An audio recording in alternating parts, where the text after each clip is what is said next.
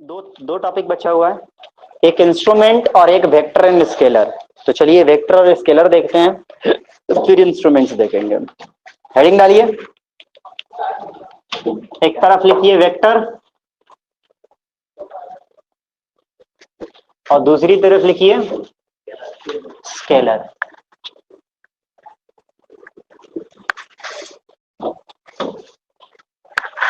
चल गया? नहीं चल गया, ठीक है। चलिए आगे बढ़ते हैं। अब तुम अलग भूकंप ला रहे हो हैं आसिफ, भूकंप मत लाओ। अच्छा ठीक है, तो हम लोग स्केलर और वेक्टर पढ़ रहे हैं। कोई बताएगा स्केलर और वेक्टर क्या होता है? हाँ हाँ रहने दो। स्केलर में सर है ना मैग्नीट्यूड नहीं होता। स्केलर में मैग्नीट्यूड नहीं होता है। अच्छा, मैग्नीट्यूड किसे कहते हैं?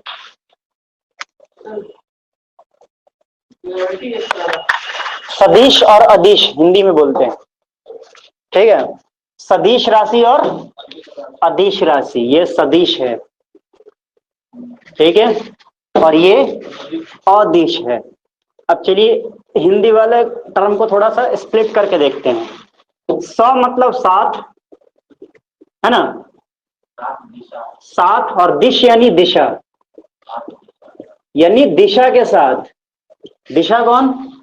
क्लास वाली लड़की नहीं, डायरेक्शन। अ यानी अ वहां लगाते हैं जहां पर नहीं का इस्तेमाल किया जाता है, और दिश यानी दिशा। जिसमें दिशा नहीं होता है वो कौन सी क्वांटिटी हुई? Scalar quantity. अभी भी बात समझ में ही नहीं आई। दिशा हो वो, वाह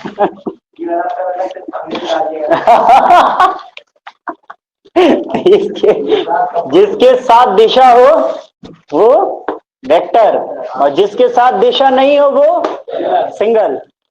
अच्छा अच्छा ठीक है, समझ गए बात को? तो अब याद रहेगा, जिसके साथ दिशा नहीं है वो सिंगल। वाह गजब तेजस्वी है भाई।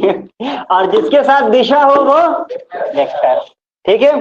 तो एक क्वांटिटी हो गई दिशा के साथ यानी डायरेक्शन के साथ, जिसके अंदर डायरेक्शन होता है वो क्वांटिटी क्या कहलाती है, और जिसके साथ डायरेक्शन नहीं होता है वो क्वांटिटी क्या कहलाती है? स्केलर। अब देखते हैं कि क्वांटिटी, एक दो क्वांटिटी देखते हैं, उसके बाद समझेंगे। जैसे हम देखते हैं कि अब जैसे देखो मास को लेते हैं, मान लो, ठीक है, मास यानी द्रव्यमान, ठीक है। उत्तर की दिशा में रखोगे तो मेरा वेट अलग होगा और दक्षिण में रखोगे तो अलग होगा क्या?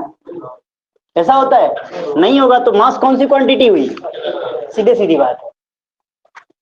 समझे कुछ बात को? नहीं समझे? नहीं समझे? अच्छा नहीं समझे, ठीक है। तुम्हें मैं उठा करके ना डायरेक्शन कर देता हूं, तुम्हारा डायरेक्शन ऐसे खड़े हो जाओ इस तरफ मुंह करके, ठीक है।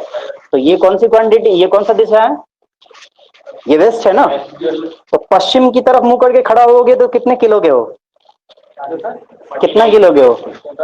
47, 47 है। तो इसका द्रव्यमान तकरीबन 4.7 किलोग्राम आएगा, है ना। द्रव्यमान जो है ग्रेविटी का हटा करके होता है ना। तो 4.7 किलोग्राम आएगा। तो इस तरफ मुंह करके खड़े होगे तो 47 हो गए मान लो। तो क्या इस तरफ मुंह करके खड़े होगे तो 47 नहीं होगे? किसी भी डायरेक्शन में साथ में खड़े होगे तो कुछ तो उतना ही होगे। तो दिशा पे कोई डिपेंड नहीं कर रहा है, कर रहा है क्या? तो अगर डायरेक्शन पे डिपेंड नहीं करता है तो कौन सी क्वांटिटी होती है? स्केलर होती है। अभी भी समझ में नहीं आया? मास है ये, मास है ये। अब देखते हैं, एक क्वांटिटी है, एक क्वांटिटी है यहां से लेके यहां तक का डिस्टेंस यानी दूरी, और एक क्वांटिटी है, एक क्वांटिटी है डिस्टेंस यानी दूरी, और एक क्वांटिटी है डिस्प्लेसमेंट यानी विस्थापन। इन दोनों में देखते हैं, ठीक है।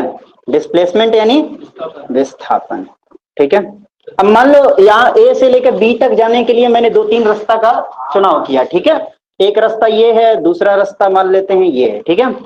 तो डिस्प्लेसमेंट किसको कहते हैं? डिस्प्लेसमेंट कहते हैं सबसे शॉर्टेस्ट दूरी, सबसे नजदीक की दूरी, सबसे कम वाली दूरी, वो यही होगी क्या? अब रास्ता नंबर एक भी चुनेंगे तो भी डिस्प्लेसमेंट यही होगा, विस्थापन यही होगा। सबसे कम दूरी को कहते हैं विस्थापन, समझ रहे हो? तो यहां से अगर हम चले, मान लो ए से चले, और बी में उसका घर है, ठीक है, रास्ता है यहां से जाते हुए पहुंचे, क्योंकि बीच में किसी न किसी से बचते हुए जाना था, ऐसे तो जा नहीं सकते हैं। वाह, चेहरे पे मुस्कान देख रहे हो। तो ये मुलाकात करने गए तुम पहले रास्ते पे। अब डिस्प्लेसमेंट निकालना है, हम लोग इंजीनियरिंग मैकेनिक्स में बहुत अच्छे तरीके से पढ़ चुके हैं। डिस्प्लेसमेंट ये डिस्टेंस हुआ, दूरी हुई। ओ भाई, ओ ओ ओ, यहाँ, हाँ यहाँ पढ़ रहे हैं, इधर देखो, इधर देखो। डिस्प्लेसमेंट पढ़ना है तो डिस्प्लेसमेंट क्या होती है? डिस्प्लेसमेंट क्या होती है? सबसे छोटी दूरी, भले ही हम रास्ता नंबर 1 से गए हों, लेकिन छोटी दूरी यही होगी ना, तो यही होगा डिस्प्लेसमेंट, भले ही हम इस रास्ते से जा रहे हो। कैसे भी जाओ उससे कोई मतलब नहीं है। अब चाहे तुम इस वाले रास्ते से जाओ, उससे कोई दिक्कत नहीं है, ऐसे ऐसे करके जाओ, ठीक है, दूसरे गांव से होते हुए जाओ, ठीक है ना। हाँ, तो भले ही दूसरे नंबर रास्ता से जाओ, लेकिन डिस्प्लेसमेंट कौन सी होगी? यही वाला डिस्टेंस, शॉर्टेस्ट डिस्टेंस। मतलब इसमें चाहे किसी भी रास्ते से जाओगे, ये फिक्स है क्या? ये तो नहीं बदल रहा है, यहां से इसी डायरेक्शन के अंदर हो जा रहा है, तो इसका मतलब ये वाला जो है फिक्स है, ये डिस्प्लेसमेंट जो है वो फिक्स है। इसमें एक ही डायरेक्शन और वो है ये इसकी दिशा फिक्स है। डिस्प्लेसमेंट यानी विस्थापन की दिशा जो है वो फिक्स है, डिस्टेंस यानी दूरी की दिशा फिक्स नहीं है। तो दूरी कौन सा हुआ, कौन सी क्वांटिटी? स्केलर, और डिस्प्लेसमेंट वेक्टर। बात समझ में आई कुछ? बोलो यार। अब दूसरी क्वांटिटी होती है, एक होती है स्पीड। स्पीड किसको कहते हैं? ये डिस्टेंस अपॉन टाइम होता है, डिस्टेंस अपॉन टाइम। तो डिस्टेंस यानी दूरी, और दूरी कौन सा स्केलर क्वांटिटी थी, तो स्पीड भी कौन सी क्वांटिटी हो जाएगी? स्केलर। बोलो आया ना? आते हैं, रुक जाओ। डिस्प्लेसमेंट अपॉन टाइम क्या होता है? वेलोसिटी। डिस्प्लेसमेंट अपॉन टाइम क्या होती है?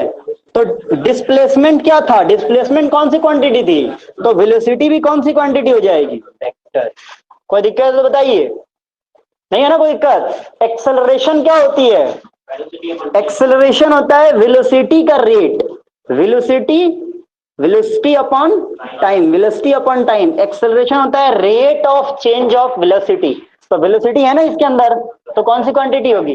जाहिर सी बात है, समझ रहे हो। और वेक्टर क्यों होगी? क्योंकि ऊपर की तरफ बढ़ेगा।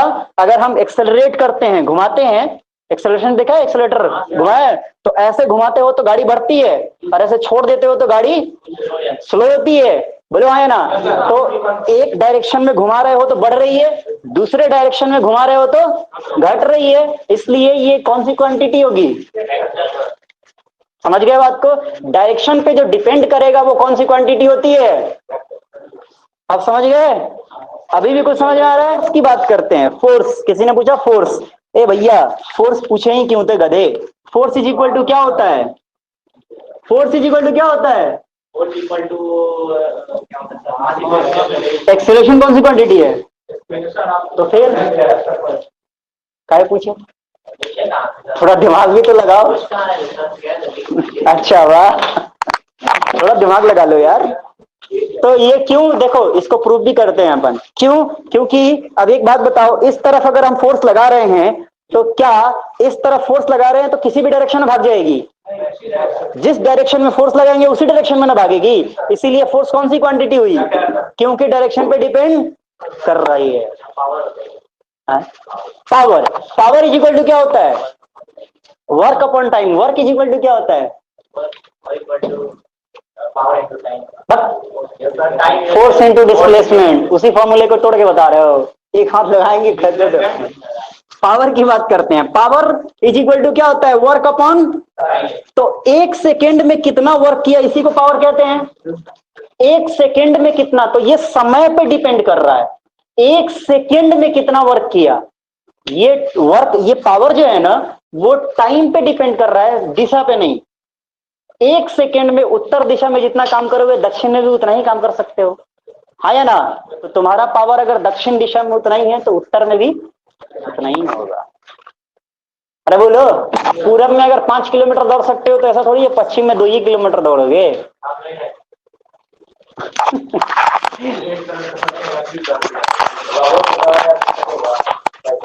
नहीं ऐसे ही, अब ऐसे ही मान लो आज दौड़ते हो 2 किलोमीटर पूरब में, तो कल दौड़ोगे पश्चिम में तो 2 से ज्यादा दौड़ोगे या कम दौड़ोगे?